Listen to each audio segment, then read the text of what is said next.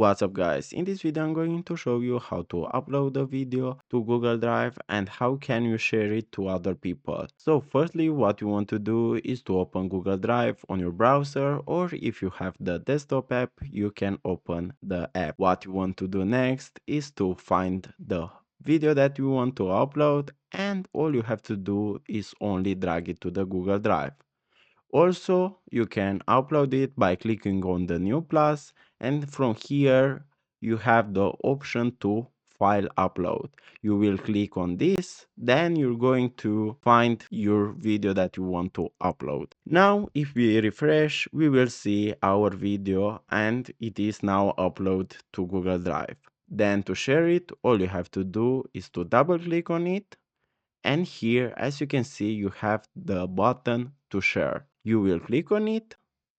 Now you can add people from here with their emails to see your video, or you can click on copy link and you can share this link to other people. So guys, this was the tutorial. Thanks for watching and don't forget to leave a like and subscribe to the channel.